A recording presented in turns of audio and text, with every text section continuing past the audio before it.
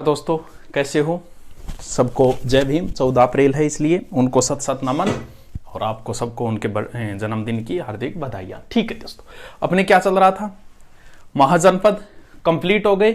हाँ, वो एक छोटा सा बता देता हूं। देखो, कौशल की राजधानी अयोध्या थी, लेकिन उसी एनसीईआरटी बुक में लिखा है कि बुद्ध काल के समय उत्तरी कौशल की राजधानी तो साकेत थी और दक्षिणी कौशल की श्रीवस्ती थी। तो ये थोड़ा सा ध्यान रख लेना, ये बुद्ध काल के समय है, वैसे कौशल की राजधानी अयोध्या ही थी। ठीक है, अब हमें पढ़ने हैं कौन से? राजस्थान के जनपद। बहुत इजी है, आराम से बता दूंगा मैं, यही याद हो जाएगा, कोई टेंशन लेने की जरूरत नहीं है। 10वीं की क्लास में पहले भारत के जनपद दिए गए हैं, उसके बाद राजस्थान के जनपद दिए गए हैं। ठीक है, वैसे राजस्थान में कई जनपद है, लेकिन 10वीं किताब में से 3 या 4 दिए। तो पहले तो मैं वो बता देता हूं जो 10वीं किताब में दिए, जो 10वीं के बच्चों के लिए, और फिर मैं पूरा डिटेल बता देता हूं बाकी के लिए। चलो देखो, महाजनपद तो समझ गए। पहले तो हम वो देख लेते हैं जिनका संबंध राजस्थान से भी है और उन 16 महाजनपदों में भी आते। बताया था मैंने, 3 छोड़ दिए थे उस समय।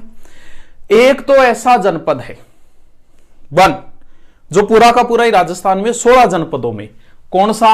मत्स्य। और आज तक रीट में जो प्रश्न आया है वो यहीं से आया है, मत्स्य से।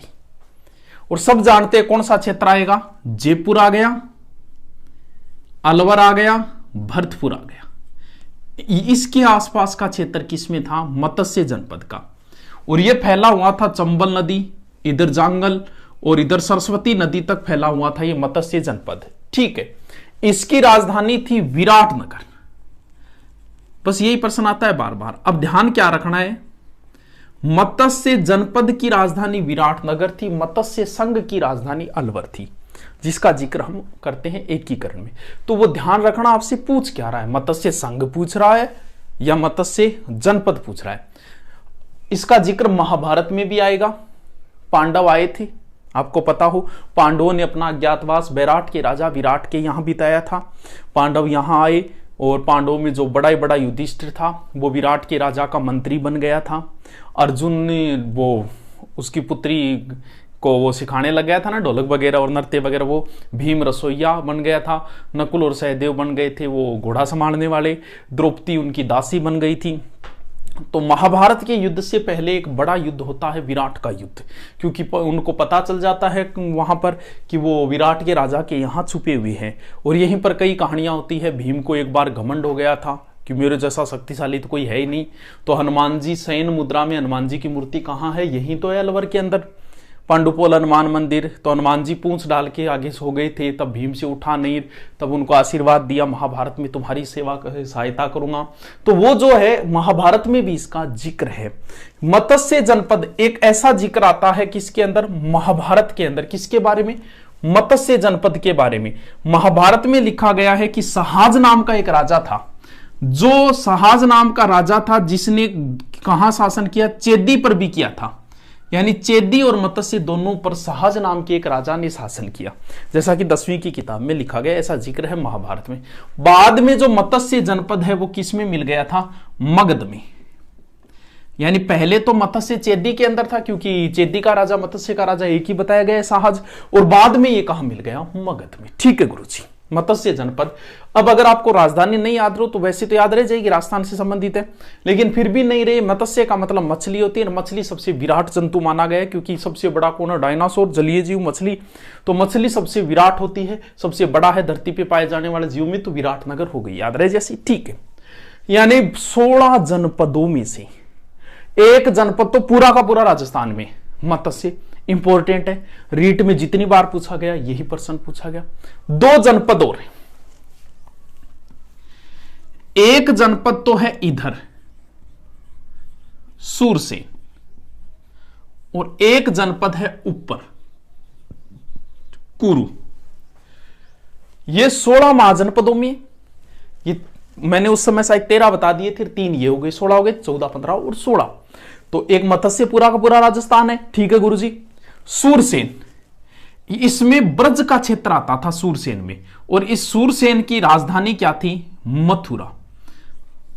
अब मथुरा नाम लेते ही आपके ध्यान में आ गया भगवान कृष्ण, यानी आपसे पूछ ले कि भगवान कृष्ण का संबंध किस जनपद से था, तो आप कहोगे सूरसेन जनपद से था। यहां पर महाभारत के समय यदुवंश का शासन था। यूनानी लेखकों ने, जैसा कि 10वीं की किताब में लिखा है कि यूनानी लेखकों ने सूरसेन को कहा गया है सूरसेनोई, और मथुरा को उन्होंने कहा है मेथुरा। सर इसमें राजस्थान का कौन सा क्षेत्र आता था? देख लो ब्रज क्षेत्र में कौन सा क्षेत्र आता है? भरतपुर आ गया, ये भरतपुर आ गया, धौलपुर आ गया, करौली आ गया। ये 3 क्षेत्र किस में आते थे? सूरसेन में। बच गया इधर अलवर। अलवर जो है वो दोनों जनपदों में आएगा। मैं इसका तरीका बताऊंगा कि कैसे पता लगाओगे कि अलवर का पूर्वी भाग किस जनपद में आता है, अलवर का उत्तरी भाग किस में, बाद में बताऊंगा। पहले मैं कुरु को और पढ़ लेता हूं। देखो, कुरु का नाम महाभारत में सुना है। सबसे बुद्धिजीवी और सबसे साहसी लोग यही रहा करते थे कुरु में, और कुरु की राजधानी थी इंद्रप्रस्थ। किसने बसाया इंद्रप्रस्थ? पांडवों ने। पांडवों को हस्तिनापुर के बाद में एक जगह दी गई खांडवप्रस्थ। खांडव का अर्थ होता है खंडर। पांडव यहां आए, बोले इसका क्या करें रे? तब कृष्ण जी ने कहा कि थोड़ा बहुत करो, थोड़ा बहुत मैं सहायता करवा दूंगा इंद्र से। इंद्र ने यह नगर बसाने में पांडवों की सहायता की, तो पांडवों ने खुश होकर इस नगर का नाम भी क्या रख दिया? इंद्रप्रस्थ रख दिया। और बाद में हस्तिनापुर भी जो है वो किस में आता था? कुरु के अंदर ही आता था हस्तिनापुर भी। ठीक है, अब हमें यह देखना है कि कुरु जनपद में राजस्थान का कौन सा भाग आता था। अब देखो, मैं अलवर को अलग से ले लेता हूं। ये लो जी अलवर, समझो इस चीज को। चैटिंग वेटिंग में ध्यान नहीं देना है, इधर समझो इसको। देखो, मोबाइल है नहीं मेरे पास, सीधा ही लगा है। देखो, आपका टाइम खराब ना हो। किसी का वीडियो देख लेना महाजनपद का, भले वो 1 घंटे का वीडियो हो, भले वो 40 मिनट का वीडियो हो। आपको लगता है कि सर कम टाइम में बता दिया, आप किसी और का देखना जिसने 1 घंटा का डाल रखा है महाजनपद, और देख लेना कौन सी बात एक्स्ट्रा बताई हुई है। बातें इतनी है, अब इसको लंबा खींचना है तो बात अलग है। भी 4 बार 5 बार बोल के 2-3 बार कमेंट पढ़ के, अगर लंबा खींचना है तो बात अलग है। बातें इतनी, किसी और की वीडियो देख लेना और फिर जज कर लेना। ऐसे देख के जज मत किया करो गुरु जी कम टाइम देख के आप पता लगाते हो क्या टॉपिक का? मेरे सारे टॉपिक कम टाइम में, लेकिन डिटेल उतना ही है। अब उनको लंबा खींचना एक अलग चीज होती है। ठीक है, देखो ये अलवर है। अब आपसे पूछेगा कि कुरु जनपद में अलवर का कौन सा भाग आता था? कुरु का मतलब राजधानी इंद्रप्रस्थ। इंद्रप्रस्थ दिल्ली का पुराना नाम है। अलवर के दिल्ली ऊपर है कि इधर है? गुरुजी अलवर गए तो दिल्ली ऊपर रहेगी, तो ऊपर वाला जो क्षेत्र था उत्तरी अलवर किस में आता था? कुरु में। और मथुरा किधर रह गया अलवर के? मथुरा पूर्व में रह गया। तो अलवर का पूर्वी भाग किस जनपद में आता था? सूरसेन में। इस चीज को ध्यान रखना, आराम से रह जाएगा। कुरु का मतलब इंद्रप्रस्थ, इंद्रप्रस्थ का मतलब दिल्ली अलवर के ऊपर है, तो उत्तरी अलवर का भाग आता था कुरु जनपद में, और मथुरा इधर रह गई। तो हाल हो गए याद, क्योंकि अलवर जो है वो दोनों जनपदों के अंदर आता है। ये तो वो जनपद है जो महाभारत के समय थी। राजस्थान के वे जनपद जिनका महाभारत या 16 महाजनपदों से संपर्क। अब हम राजस्थान के कुछ जनपद दिए गए, वो ये तीनों दिए गए हैं एनसीईआरटी के अंदर। अब देखो, हाँ कुरु नहीं दिया शायद, पता नहीं दिया होगा, देख लेना। एक जनपद इधर है जांगल,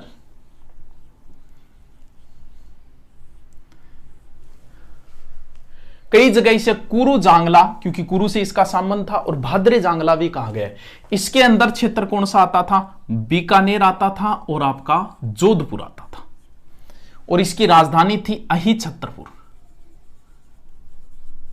अहिछत्रपुर चौहानों की भी प्रारंभिक राजधानी थी, और जांगल की भी राजधानी अहिछत्रपुर, जो वर्तमान में नागौर। याद रखना जरूरी है इसको। बीकानेर राजाओं ने शासन किया जांगल क्षेत्र पर, तो बीकानेर के राजाओं को जांगलधर बादशाह कहा जाता है। कई बार पूछ लेते जांगलधर बादशाह, और जय जांगलधर लिखा हुआ है बीकानेर के राजाओं के यहाँ राज चिन्ह के अंदर। तो जांगल देश में बीकानेर के राठौड़ों का शासन था, तो जांगल के अंदर बीकानेर आ गया, जोधपुर आ गया, और जांगल की राजधानी क्या हो गई? अहिछत्रपुर। बस इतनी बात है, और इस जांगल की विशेष कोई बात नहीं है। ठीक है, मत्स्य आई गया आपका, सूरसेन आई गया आपका।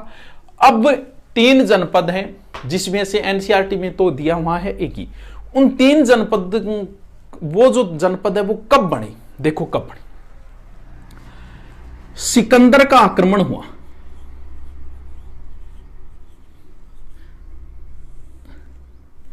आगे की चीजें अगर 10वीं वाले पढ़े तो अच्छी बात है, न पढ़ो तो कोई फर्क नहीं पड़ता, क्योंकि 10वीं क्लास में शायद एक मालवू और दिया हुआ है। गुरुजी सिकंदर की 2 बात बता देते हैं, कभी आपने पढ़ा ही नहीं होगा, महान शासक वहां है। चलो जिक्र करते हैं। सिकंदर जो है वो फिलिप का बेटा था, फिलिप द्वितीय का बेटा था सिकंदर, सीरिया का शासक था। और छोटी उम्र में ही इसने, क्योंकि इसका गुरु बड़ा प्रसिद्ध व्यक्ति था अरस्तु, सबने सुना है भाई अरस्तु का नाम, राजनीति में सबने सुना है ना, अपने भी बोलते हैं ना एक राजा को, जाटों का प्लेटो, अरस्तु, राजनीति में होशियार था अरस्तु, और राजनीति वाले अरस्तु का नाम जानते ही हैं। तो अरस्तु इसका गुरु था, जिसका अरस्तु जैसा गुरु हो वो महान तो होना ही है। और इसने छोटी उम्र में ही सोच लिया था विश्व विजेता बनने का, विश्व विजेता का सपना देख लिया था। तो फिर चलो रवाना होते। इसकी माँ कहते हैं कि एक जादूगरनी थी, एक बार इसके पिता फिलिप ने इसकी माता के साथ सांप को सोए में देख लिया, डर गया था, और ऐसी कहानियां आती है, हो सकता है ये अवतार होगा कोई। तो सिकंदर ने सपना देख लिया था भारत विजय का, और सिकंदर के घोड़े का नाम था ब्यूकोफेलस। सर वो क्यों बताऊं? अरे फेमस घोड़ा है, चेतक घोड़े की तरह फेमस घोड़ा है। भारत अभियान के समय घोड़ा मारा गया था, इसके नाम पर सिकंदर ने एक नगर भी बसाया था। तो घोड़े का नाम था ब्यूकोफेलस, थोड़ा सा याद रखना अच्छा लगेगा, ब्यूकोफेलस। तो सिकंदर रवाना हुआ है भारत विजय के लिए 326 के लमसम। तो सबसे पहले इधर किसको जीता इसने? ईरान, फिर एशिया माइनर से प्रवेश किया इसने, ठीक है, सीरिया पे आया, फिर मिस्र, अफगानिस्तान, और फिर भारत में इसने प्रवेश किया। कौन से दर्रे से? खैबर दर्रे से। और खैबर दर्रे से प्रवेश करते, क्योंकि भारत यहां तक फैला हुआ था, और सबसे पहले एक राजा आगे आके खड़ा हो गया, जिसे कहा जाता है पोरस का राजा, जिसका नाम आपने सुना होगा। पोरस का राजा जो है वो स्वाभिमान के लिए जाना जाता था। सिकंदर और पोरस के राजा के बीच में एक घमासान युद्ध हुआ, और उस युद्ध को इतिहास में कहा जाता है हाइडेस्पीड्स या बिदस्ता का युद्ध।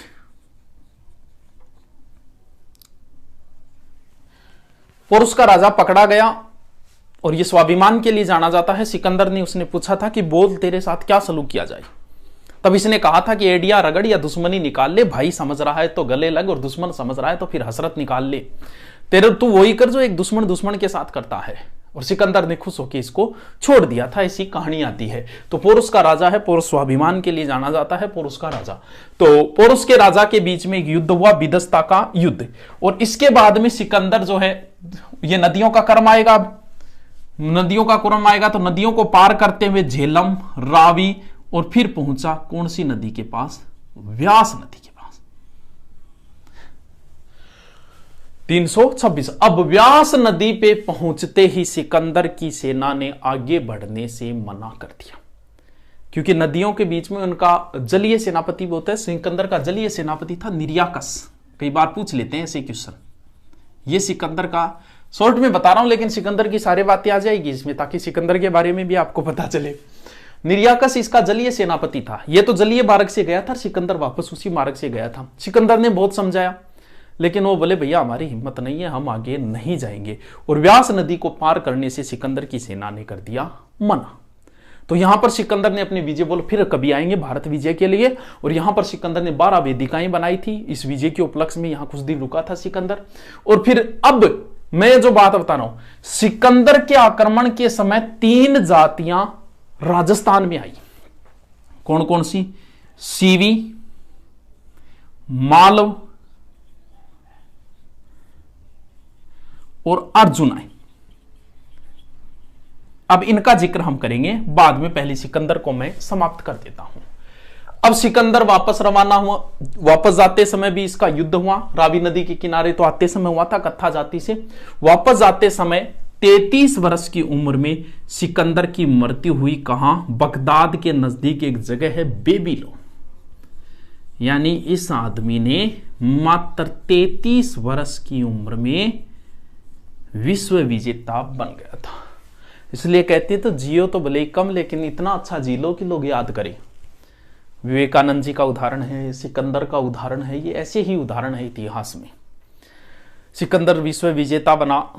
इसकी कुछ ख्वाहिशें थी कि मरने के बाद उन सारे जो डॉक्टर है ना उनको ले आना, ताकि जनता देख सके कि जब मृत्यु आती है तब कोई डॉक्टर नहीं बचा पाता, और जब मैं निकलूं तब मेरे हाथ बाहर निकाल देना, और जितना भी धन मैंने कहते ऐसी कहानियां थी कि जितना भी धन मैंने कमाया वो रास्ते में डाल देना, ताकि पता चले मैंने इतना पाप किया, ताकि पता तो चले लोगों को कि मौत आती है तब धन भी साथ में नहीं ले जा सकता। दुनिया छोड़ चली जब सिकंदर दोनों हाथ खाली थे, सारी दुनिया पे की हुकूमत मगर आज दोनों हाथ खाली थे। कुछ दिन बाद कब्र पर किसी ने आवाज दी, शहंशाह सिकंदर है। आवाज आई अंदर से, यहां तो शहंशाह ही शहंशाह है। तो सिकंदर की मृत्यु हुई कहां पर? बेबीलोन से। अब पर्सन कई बार इतना ही पूछा जाता आपके लेवल पे, सिकंदर की सेना ने किस नदी को पार करने से मना कर दिया? व्यास। और भारत में सिकंदर कितने माह तक रहा था? 19 माह तक। ठीक है गुरुजी, आगे चले। ठीक है, अब इन 3 जातियों का, पहले ये जाति पंजाब साइड में रही होगी, कौन सी? सीवी, क्योंकि इसकी राजधानी थी शिवपुर जो वर्तमान में पाकिस्तान में है, और फिर ये राजस्थान में आई होगी, और राजस्थान में इस क्षेत्र में आ गई थी सीवी जिसकी राजधानी क्या हो गई? नगरी, जो वर्तमान में क्या है? चित्तौड़। तो सीवी जनपद की राजधानी क्या है? नगरी। मालव और अर्जुनाइन, क्योंकि मालव और अर्जुनाइन लगभग एक जगह ही है, टोंक के आसपास। तो कई बार पूछ लेते हैं मालव जनपद कहां है, तो टाबर करिया जान मालवा क्षेत्र वो है, इंग नजदीक हाड़ोती नहीं। मालव जो जनपद है वो था अजमेर और टोंक के आसपास, अजमेर प्लस टोंक के आसपास। और मालव जनपद की राजधानी थी मालव नगर, जिसे वर्तमान में बोलते कारकोट नगर। अर्जुनाइन भी यही है, मालव के नजदीक। अब आपने पूछा होगा, जैसे एक पर्सन आपको याद है क्या, राजस्थान का टाटानगर, गुरुजी रेड टोंक है, टोंक यही तो आ गया मालव जनपद में। आपसे पूछेंगे कि सर्वाधिक सिक्के किस जनपद के मिले, इसमें भी कोई समस्या नहीं है। सिक्का ने क्या बोला? रिपिया। रिपिया ना बोला माल का, यार तेरे को तो माल बहुत है, रिपिया माल को मतलब मालवा, मालव। यानी सर्वाधिक सिक्के राजस्थान में किस जनपद के मिले हैं? मालव जनपद के। लास्ट एक जनपद यहां है गंगानगर हनुमानगढ़ में, जिसका नाम है योद्धे जनपद। एलियो जी, रीट में राजस्थान के जनपद लगते हैं, 1 नंबर का पर्सन है, इससे बाहर नहीं जाएगा। ठीक है दोस्तों, क्योंकि है इतने। तो ठीक है, हो गया आपका जनपद, राजस्थान के भी कंप्लीट हो गए। इसके आगे 10वीं की क्लास में दिया है मौर्य काल, बीच वाले काल गायब कर दिए गए हैं। हरियक वंशी सुनाग मौर्य दिए, तो मौर्य हम पढ़ लेंगे। ठीक है दोस्तों, धन्यवाद।